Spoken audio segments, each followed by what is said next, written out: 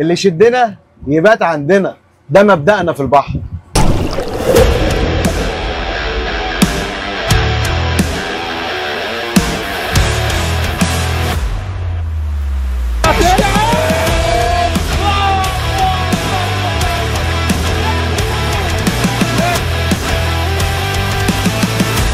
زي ما اتفقنا بالظبط، كلنا راجل واحد، ضربه واحده، نازله واحده، انت مش معانا.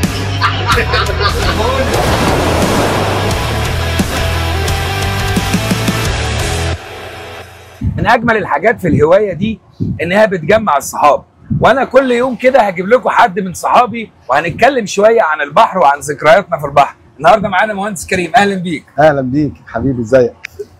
كريم طلع معايا رحلات كتيره جدا، وهو من الصيادين الشطار الحقيقه. لما شفناك في الفيديو بتاع القرش اللي قعدنا اكتر من نص ساعه نطلعه، احكي لنا عن اليوم ده. اليوم ده انا قاعد على طرف المركب، انا يعني منتظر الشده. قعدت اكتر من ساعه ساعتين مستني، مفيش. مره واحده لقيت الخيط بيطير من ايدي، اصحابي كلهم حواليا الحقوني الحقوني. بدات مش عارف اعمل ايه. انا جيت لك بالكشاف، فاكر؟ انت جيت بالكشاف من فوقيا وكينج جه من ورايا وقال لك القرش ونبيل. لا كانت لقطه جامده جدا. المهم اشد الخيط متر في الثاني وايدي وقفت، والله ما عارف احركها، وقفت. اشد مش قادر اتحرك. يا جماعه في ايه؟ واحده واحده بدات بقى. الخيط اصلا كان خيط 90 وانا خايف يقطع لانها وقفت مره واحده ايدي. واحده واحده بدا يطلع معايا. ما قلتش انها توينه؟ لا هي حاجه اكبر. ممكن ممكن، لان التوينه هتقف شويه وتتحرك، دي وقفت ما بتتحركش. انا مش عارف احرك الخيط سنتي. واحده واحده بدات تتحرك معايا.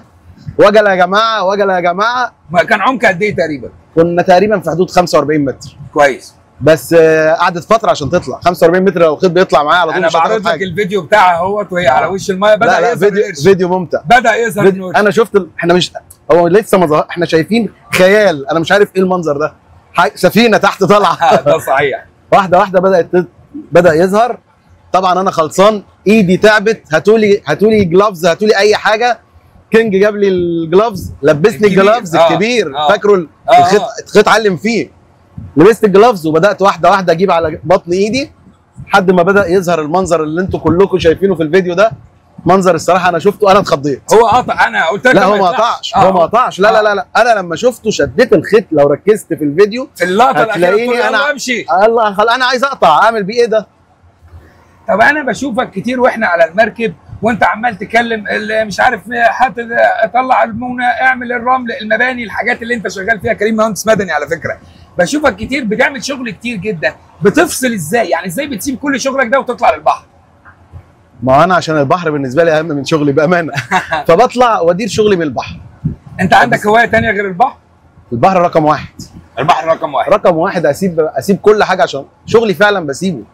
والتليفونات بقى، تليفون على رجلي وانا قاعد ماسك كده وممكن ينزل في المايه. بس هي انا هوايتي ومتعتي كده، فانا بحاول على قد ما اقدر امشي شغلي بجانب الصيد. طيب كلمنا بقى عن اليوم بتاع لما كنا في حماطه وكان معانا التواين. انت جبت توينه والحاج عادل جاب توينه بعديك، فاكر اليوم ده؟ فاكر اليوم ده طبعا. كنا مع مركب ابو فرحه تقريبا. ابو فرحه. ايوه ابو فرحه. احكي لنا عن اليوم ده والتوينه عملت يوم ما كنا مسقطين على جنب المركب. ايوه الفيديو ده موجود عندك على فكره. عندي هعرضه. الفيديو ده فيديو جميل جدا. منزلين من جنب المركب ورابطينه ومركبين ازازه. طبعا اكيد انت وصلت فكره الازازه شرحناها وفكره التسقيط الحي. ايوه برضه اللعب في الحي. اللعب في الحي. مره واحده الازازه طرقعت، قمت اجري اشد. هي معروفه انها توينه، انا عرفتها من اول ما شدتها ان هي توينه. واحده واحده بدات التوينه تطلع. كان الوقت ممنع ومفيش صيد. مره واحده لما جريت انا خلاص بقى سمعت صوت الازازه ده، بالنسبه لي الموضوع خلاص الجنان اشتغل.